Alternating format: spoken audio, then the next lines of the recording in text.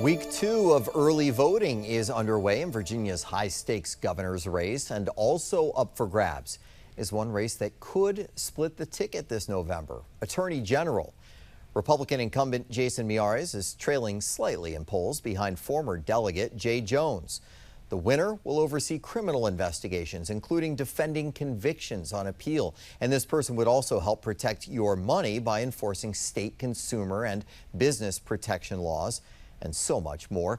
This week, 7 News is highlighting the nominees' positions on various topics that could impact your life or your family's lives. Now, during their sit-down with 7 News' sister station in Lynchburg, the nominees discussed their plans to address drug addiction deaths in the Commonwealth.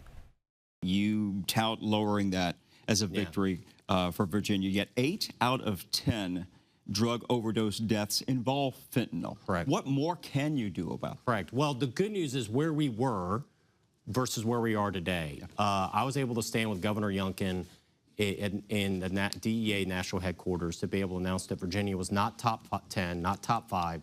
Virginia was the #1 state in the entire country in the drop of addiction deaths. It was more than double the national average.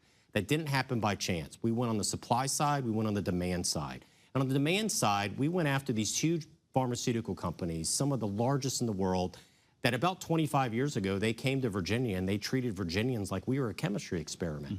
They went out in the coal fields and they pushed OxyContin to so many unsuspecting Virginians. They got caught in a cycle of addiction by accident. They went from OxyContin to then heroin and now fentanyl.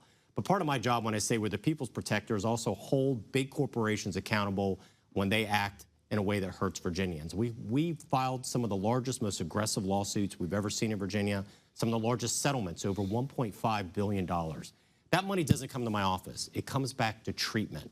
And that was our message on the demand side. We wanted Virginians in that cycle of addiction with a very simple message. Asking for help is not a sign of weakness. Asking for help is one of the most beautiful, bravest things you could do.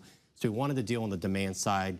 And on the supply side, we aggressively went after those dealers. As I've said, we prosecuted and got enough fentanyl off the streets that would have killed close to 7 million Virginians. That's why we're the #1 drop in addiction deaths since I've taken office. It's been an incredible record of success. More to do and a long way to go. But I think, as we were told by our federal partners, Virginia really is the model of tackling addiction. We're proud of the work, and I cannot commend my partnership with Governor Youngkin. First Lady Suzanne Youngkin have been great partners in this endeavor as well, raising the awareness of addiction. Okay, that was Republican incumbent Jason Miyares. Now here's the Democratic nominee, Jay Jones. The current AG touts his record, saying that he is helping to lower those death rates, a victory for Virginia. He says, what would you do if we were elected? Well, when I was in the General Assembly, I was a member of the Opioid Abatement Authority. We have always prioritized lowering the deaths from drug use all across Virginia. We need to use the resources in the AG's office to get into our communities to help stop these problems on the front end, and we'll do that. And we have a proven track record of doing that, and I look forward to putting that into practice as the next Attorney General. All right, joining me now is Dr. Kara Ong-Whaley, Executive Director of Better Choices for Democracy, and she currently teaches in the Department of Politics at the University of Virginia. Political science professor Gary Nordlinger also here from George Washington University. Kara, beginning with you, Miyares frames his record around measurable outcomes and partnerships with Governor Youngkin. Jones leaning on his role in the General Assembly and kind of a prevention-first vision. Which message is going to resonate more with voters? Look, I think there is broad agreement that enforcement and treatment is needed, and I really want to commend both of the candidates and the approaches they have taken in highlighting this issue. This is really important for Virginians, and voters want data and results on this, and also voters want community-based prevention. So I think in this case, both candidates are right on target. I think Miyares has had some practical experience on the prosecution side of things that has really helped Virginia come a long way. And Jones has also had practical experience as well from the General Assembly. I think moving forward, I'd love to see both candidates talk about how they're going to independently provide independent metrics for measuring progress on this issue, and how there could be more regional coordination. Yeah, Gary, given the role of federal interdiction in fentanyl's control, is either candidate kind of overpromising what Virginians Attorney General can actually even deliver here? No, this is a case where I don't think they're overpromising.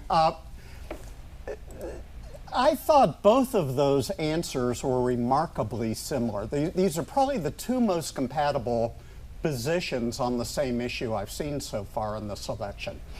And, you know, the fact of the matter is, you know, education about the dangers of fentanyl, having the resources at the very, very local level to bring people back from overdoses, and just not getting them to take that drug to begin with. That's what these two candidates were talking about. And they both looked at it from their own personal perspective. The Attorney General was talking about what he had done as Attorney General, and the state senator obviously talking about what he had done in the legislature. Those are both good ways to approach that issue, once again showing your personal connection. So, Kara, very quickly then, does it have to be this kind of balance, the message? Does it have to be this compassionate message, but also being tough on crime? I really do think it does, but the tough on crime in this case, in a lot of ways, is really about the external actors that are coming into the state, and the actors that are distributing and making and enabling the drugs to circulate. So that's, I think, where the punishment is on this. But then I think the prevention, the compassion and the prevention side is really important for voters. Yeah, and they both agree a lot of progress still has to be made. All right, thank you so much. Yes. Now, early voting in Virginia's November election is underway. And to learn more about where these nominees for Attorney General stand on the issues, just visit WJLA.com, or you can scan that QR code that's on your screen. And tomorrow at 5, our panel will break down the candidates' plan to maintain public safety in the Commonwealth.